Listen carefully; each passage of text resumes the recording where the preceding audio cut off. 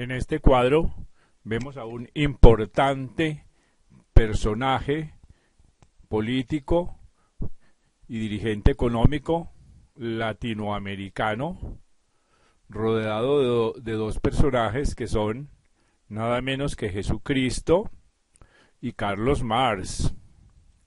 En esta pequeña nota vamos a tratar de explicar algunos puntos de unión, no solamente intelectuales e ideológicos, de estos tres personajes. En primer lugar, vemos que Jesucristo explicó las leyes evolutivas del espíritu. Él predicó no solamente el amor y el perdón, sino que predicó el desapego excesivo a los bienes materiales. Explicó también y predicó el desapego a los amores egoístas, a los amores posesivos. El amor de Cristo es un amor universal, de todos para todos, que no entiende de clases sociales, sino que es universal.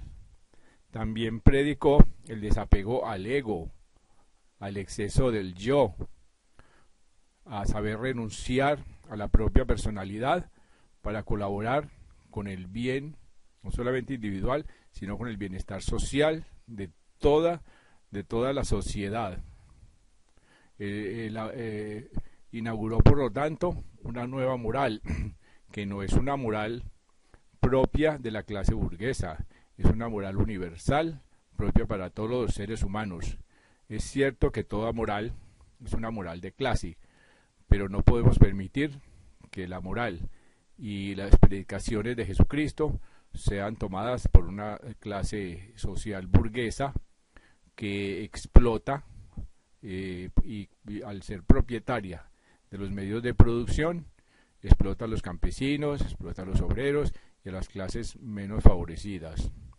En segundo lugar, vemos a Carlos Marx, que como todo el mundo sabe, era un intelectual, era un filósofo, era un sabio y era un científico de las ciencias sociales.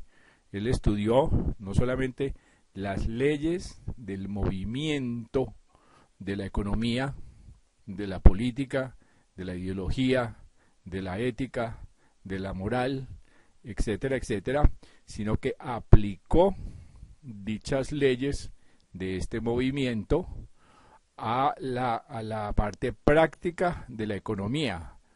Él estudió las ciencias sociales no solamente desde el punto de vista teórico, por allá intelectualizado, como habían hecho los teóricos y los filósofos antes que él. Él creó una nueva ciencia, que es la ciencia que estudia las leyes del movimiento de los ciclos económicos, los ciclos de la economía. La grandeza del personaje que vemos en el centro, de este gran dirigente latinoamericano que vemos en el centro de este cuadro, es que entendió y supo equilibrar las prédicas y las ideologías de estos dos personajes que tiene al lado. ¿Cómo lo hizo? Aplicando y entendiendo lo que es la economía mixta. La economía mixta significa que el Estado latinoamericano debe fortalecerse, debe multiplicar mínimo por 10 su presupuesto, de tal manera que el Estado tenga mínimo el 50% de los medios de producción, cosa que ha sucedido en la mayoría de los países de América Latina. Aquí en América Latina estamos en un momento histórico donde ya no se habla ni de capitalismo feroz ni de comunismo feroz, se habla de economía mixta, donde el Estado tiene por lo menos el 50% de los medios de producción. ¿Cómo se logró este milagro?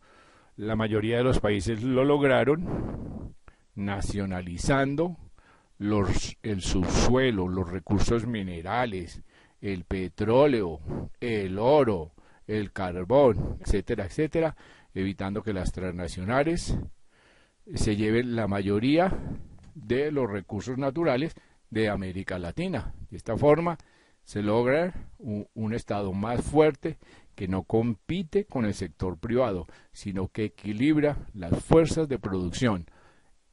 La mayoría de los países de Latinoamérica están aplicando esta fórmula mágica que equilibra las economías y permite un estado de bienestar para la mayoría de ellos.